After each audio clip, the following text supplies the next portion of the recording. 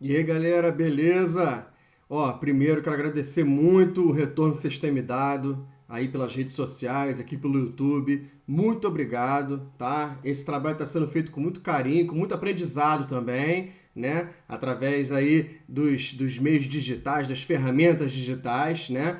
Mas é para um propósito maior, para levar mais conteúdo a quem nesse momento está precisando bastante, tá certo? Então, se você quiser, fica à vontade aí em compartilhar com outras pessoas que estão buscando aí provas, vestibulares, o Enem principalmente, tá certo? Fica à vontade. E se puder me dar essa força, continue aí se inscrevendo no canal e curtindo esse vídeo, beleza? Então vamos para mais um deles, falar de teorias populacionais, um tema super recorrente, tá certo? Nas provas, tá? Um tema que diz sobre vários outros temas, tá bom? Então a gente vai ser interessante que a gente vai poder lembrar algumas questões aí, alguns outros subtítulos dentro da geografia, tá bom? Então vamos para lá.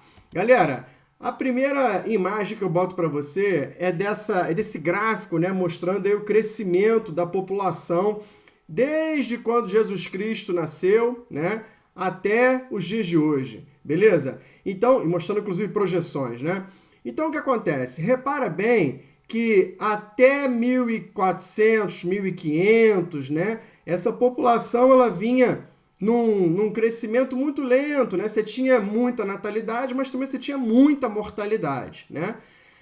Vai ser a partir do século XVIII, principalmente século XIX, aonde a gente vai ter aqui, ó, uma redução grande da mortalidade, principalmente na Europa, pessoal, beleza? Então, consequentemente, quando você cai a mortalidade, você aumenta o crescimento vegetativo. Lembra daquele cálculozinho? Crescimento vegetativo é igual a taxa de natalidade menos a taxa de mortalidade, né? Então, quando você tem menos mortalidade, a natalidade permanecendo alta, você tem um crescimento populacional aí bem interessante, tá certo? E esse gráfico ele mostra justamente isso, né? E principalmente aí algumas demandas que vão começar a surgir por conta desse grande crescimento populacional.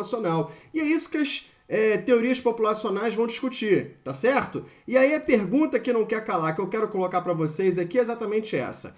O crescimento populacional é um problema ou é uma solução?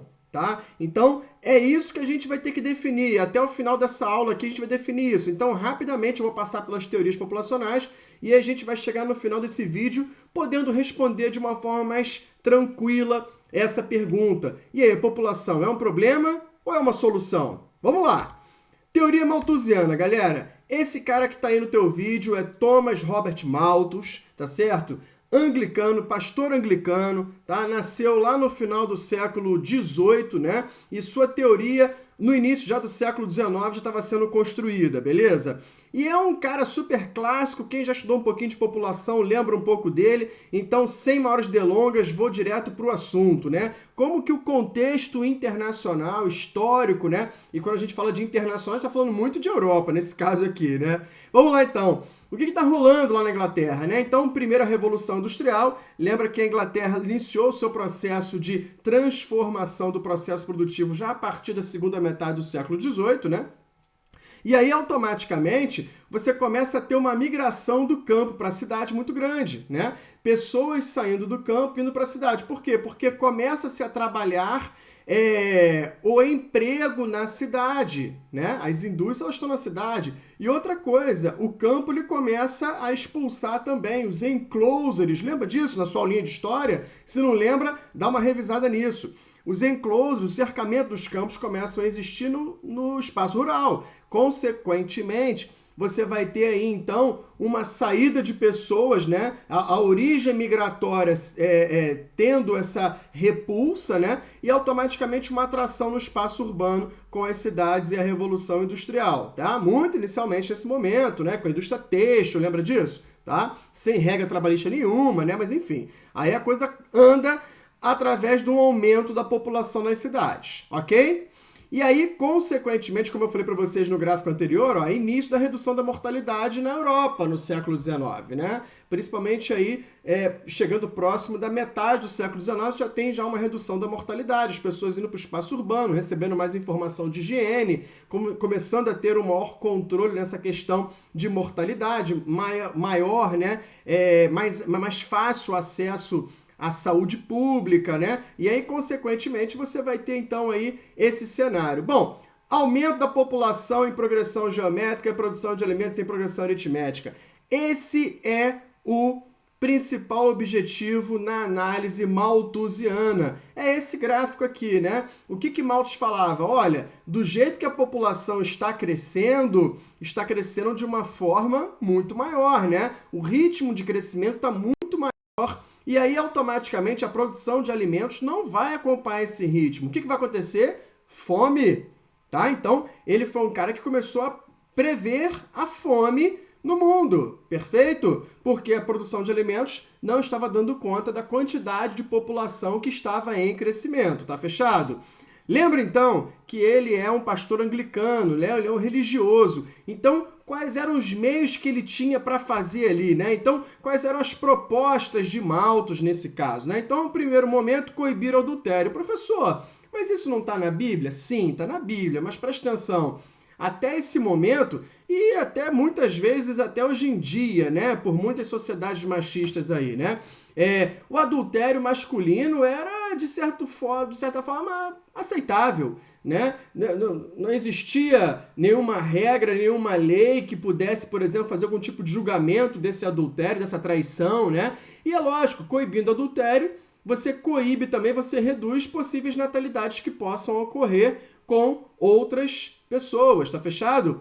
Casamentos tardios, né? As mulheres casavam cedo, 12, 13, 15 anos de idade, né? Então, se a mulher casasse com um pouco mais de idade, ela teria já perdido um tempo no seu processo reprodutivo, consequentemente teria menos filhos, né? Então essa era uma outra coisa que Malthus começou a colocar, junto com valorização dos estudos para as mulheres, né? Então, mulheres, vocês têm que começar a estudar mais e tal, por quê? Porque daí botava na cabeça da mulher que ela tinha que estudar, e aí a família poderia ficar para um segundo plano, né? Malthus, inclusive, por muitos grupos e movimentos feministas, né? É um pai aí desse movimento feminista, lógico, tendo aí um cenário de século XIX, né? Mas foi um cara que começou a tentar empoderar o movimento feminino, a verdade seja dita. E vamos lá, voto de castidade antes do casamento, ou seja, não pode ter relação sexual antes do casamento, tá certo? Que também pode gerar filhos, né?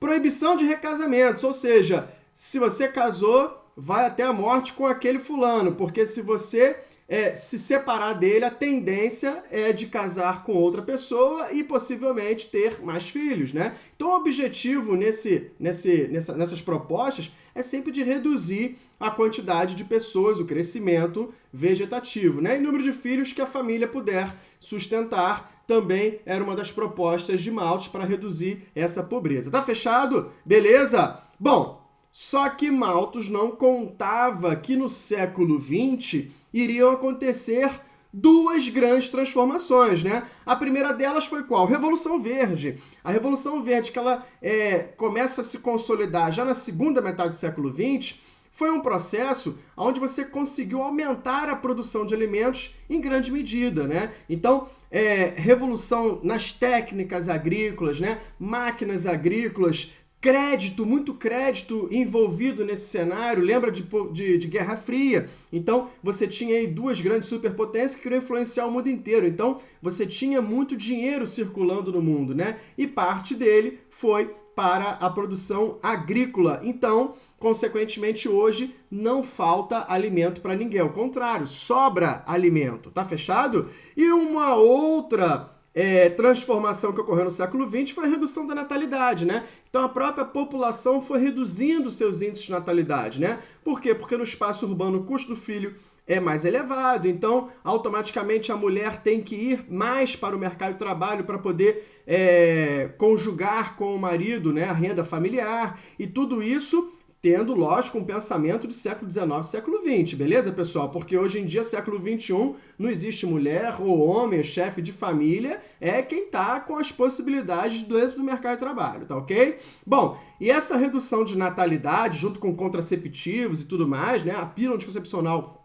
Ela foi inventada em 1960, então a partir de então teve uma revolução também nessa redução da natalidade, você conseguiu chegar à transição demográfica, né? Então me diz uma coisa, será que aqueles ensaios que Thomas Malthus, né, lá no início do século XIX, né, os ensaios sobre a população, os princípios da população, será que ele, então, deu errado, deu algum problema? Bom, na época ele estava certo. A partir do século XX, como ele não contava com essas duas questões, a teoria dele falhou, beleza? Para hoje, ela está falhada. E aí veio a teoria neomalthusiana. Então, a partir da Segunda Guerra Mundial, você começou a ter um inchaço muito grande do planeta, né? Então, a gente vê essa caricatura de uma forma bem interessante aí, ó.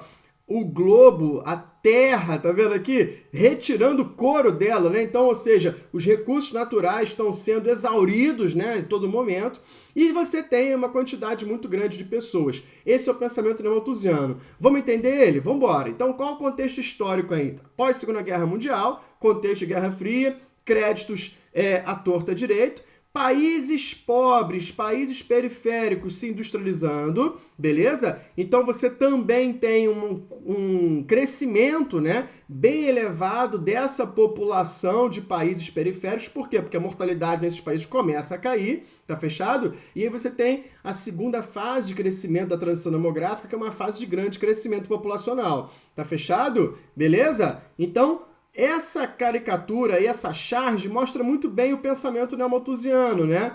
Mostra o quê? A culpa da pobreza é do próprio pobre, né? Por quê? Porque enquanto você tem uma família aí mais simples, mais humilde, com renda média bem baixa, né?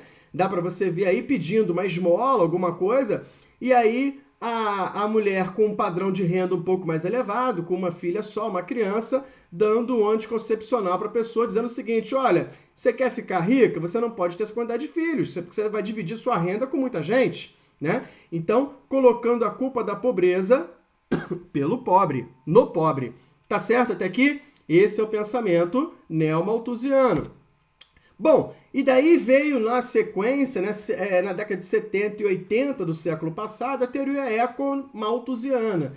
Então, já entendendo que Malthus, bom, tudo bem, a produção de alimentos está ok, o problema é que existe uma população que está crescente e vai impactar ambientalmente muito mais, porque quanto mais população você tem, maior a quantidade de gasto de recursos naturais e, consequentemente, o planeta Terra não aguenta, né? Então, o que a teoria eco-malthusiana fala? Ó, controle de natalidade, né? E trabalhar o desenvolvimento sustentável. Para resumir de uma forma bem rápida para você, é você usar os recursos que existem hoje sem prejudicar com futuras gerações que usem também esses recursos, tá certo? Então, uma coisa mais sustentável dentro de um consumo, né? Porém, falando que um problema é o grande crescimento populacional. Repara aqui em 1974, né? O bebezinho sugando a terra, né? Recursos mundiais aqui, ó.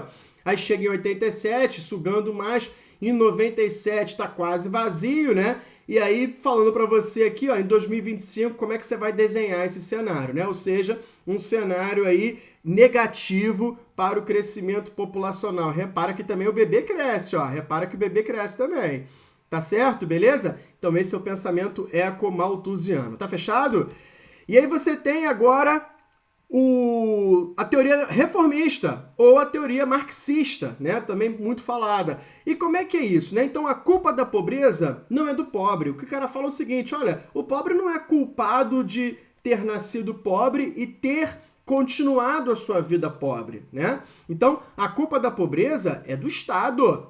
Se existe pobreza no meu país, essa pobreza ela é responsabilidade total do Estado. E o Estado precisa investir em quem, então, para reduzir essa pobreza, né? Então, combater a má distribuição de renda, né? Reduzir as desigualdades sociais, investir na educação pública, né? Porque a educação ela vai promover uma ascensão social, uma ascensão de renda, as pessoas podem ter um trabalho melhor, com uma renda melhor, reduzindo assim as desigualdades sociais e de renda e automaticamente saindo da zona de pobreza, né? Ampliar as oportunidades no mercado de trabalho, tá certo? Isso é um outro papel fundamental do Estado e está na Constituição da República também, né?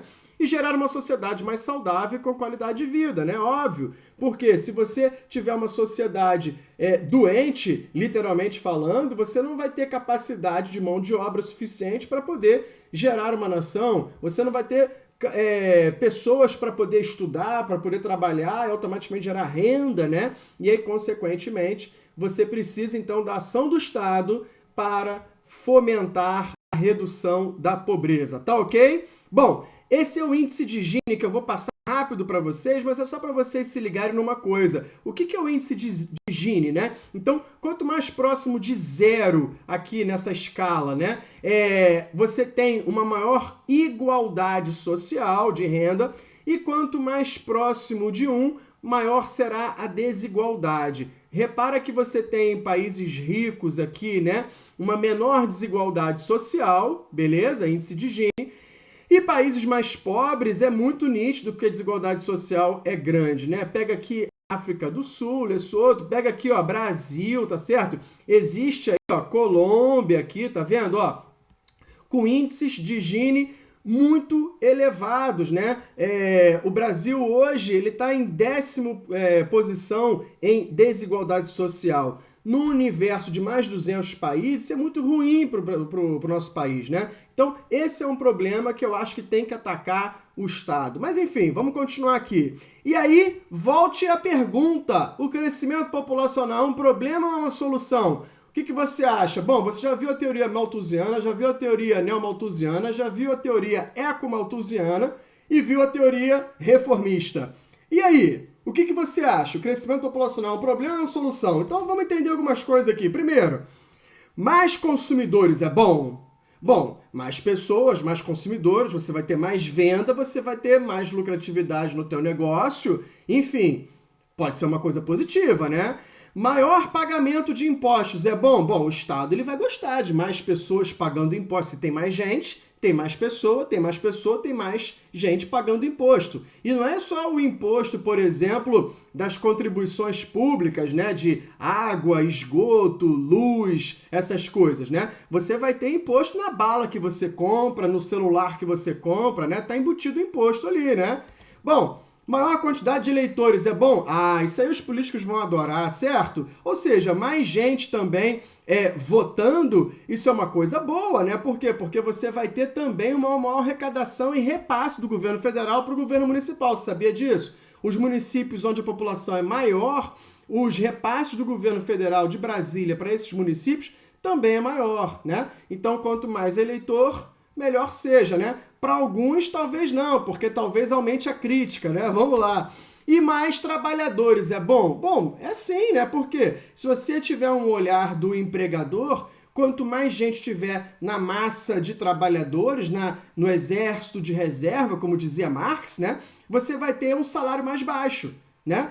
Por quê? Porque você vai ter maior concorrência, a lei da oferta e da demanda, consequentemente, você vai ter um salário mais baixo, percebeu isso? Então, consequentemente, isso é uma coisa positiva. Então eu olhei aqui esses 4 itens e mostrei para vocês, provei aqui para vocês, que ter mais gente é bom. Agora, depende também de políticas públicas regular e organizar, por exemplo, esse crescimento. Não através da família, não proibindo a mulher de ter filhos, o homem, enfim. Não é esse o cenário. Mas você, por exemplo, consome plástico por quê? Porque plástico é a embalagem mais utilizada hoje no mundo, é a mais barata, vem de petróleo, que é um combustível fóssil barato. Agora, se o governo, por exemplo, exonerar a carga tributária para outros produtos biodegradáveis, por exemplo, para materiais reciclados, por exemplo, será que a gente poderia consumir mais esses produtos, né? Ao invés de produtos que ambientalmente prejudicam a natureza? Eu acredito que sim, né?